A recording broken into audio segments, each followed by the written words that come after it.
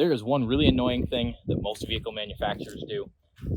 That's this backup camera doesn't have any way to clean itself off. Driving down the road, you get all kinds of road grime, sand, snow, and everything on it. And every time you go to use it, it's covered. Well, there's a simple solution. That's this little guy right here. It's a sprayer that washes it off, and it's so simple. I don't know why the manufacturers don't do this from the factory. Stay tuned, and I'll show you how to fix it. I was actually really surprised at how easy this was to install. Turns out I'm the first person to ever do it themselves. Everybody else has taken it to the company and had them installed there. If you stay tuned to the end of the video, you'll get a sweet discount code, and you can pick up one of these to put on your rig. I'm not going to do a full install video. They've got some great stuff on their website. It's a little different for every vehicle. Basically, the idea, you're going to take the cover off here, and then look down in here, and that's where all the hardware is. You've got these linkages. Those come off pretty easily. So on the Chevys, you got to move the motor out of the way, and that'll reveal right down in here. There'll be 2 bolts there you have to take out. And then this is the actual mechanism here. There's these 2 clips, one on the top, one on the bottom.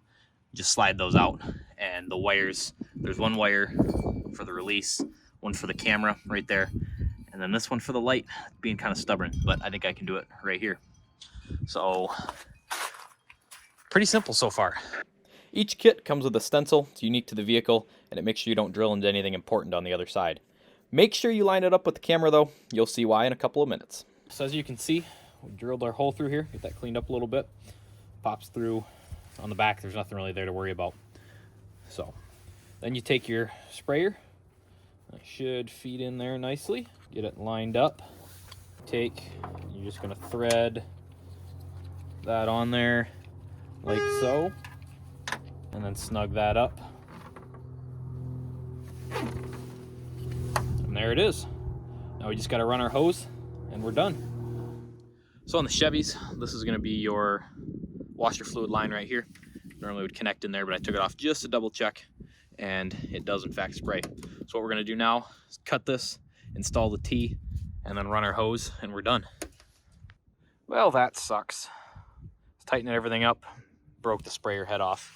It's my fault, but if you can see, the hole here actually a little bit too high. When I put the stencil on it, I lined it up along here instead of the camera, and it moved it up so that the head of the sprayer was actually on this, just kind of on a weird angle. When I tightened it, it just snapped it. So didn't we just talk about that? Yeah, should have taken my own advice, I guess. Make sure you have that camera centered on the stencil. That's how it's designed. I did reach out to the company, explained everything that happened. They got their engineers on it, changed up the stencil a little bit, got it dialed in, so it shouldn't be an issue, but just make sure and know that it's based off of the camera, and make sure you have it dialed in on yours when you install it. I will say the company did an awesome job. They got everything sent out right away to me, and I've spent a lot of time and money shopping online. It's a bit of point of a contention with my wife, but this is the best customer service I've ever received. So an A+ on that. The product's pretty great too. Maybe looking to run in a masterclass on customer service? Just saying. We'll see if I can hopefully just get a new spray head and don't need a whole new kit. But other than that, install was pretty easy. Hardest part was just trying to figure out exactly where to run the hose. You can see it right there. For now, it's tucked up along the frame, so it's out of the way. We'll see. May end up moving it at a different point here. And you can see right here, connection. Pretty simple.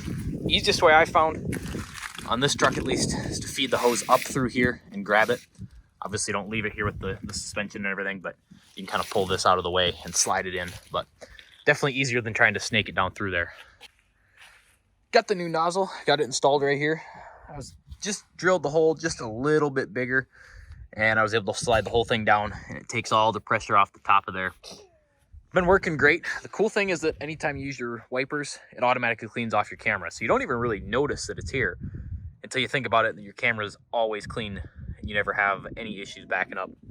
So far, the only downside I've seen is the streaking here just from the washer fluid coming down. But that's not really unlike an SUV or a car or van or something that's got a sprayer on the back glass. And not really that big a deal. Just got to clean your vehicle more often, I guess. So I wanted to give this a tough test, so I found some thick wet mud in the driveway and stuck it right on there. I realized it'd be one hell of an adventure to get mud all the way up there, but I wanted to give it a try. One quick spray cleans it off, and look at how clear that camera is. If you've made it this far, then you've seen how easy this is to install. It took me less than an hour to do on my dirt driveway. Only took a couple of tools that pretty much everybody has. You've also seen how well this works. It was sunny yesterday. Now there's snow everywhere. Perfect day for this. I've had snow and salt and everything all over the truck all day long, and the backup camera still works fine. Just a quick hit from the windshield wipers and it cleans it right off. So there's probably one thing you're waiting for, and that'll be right here.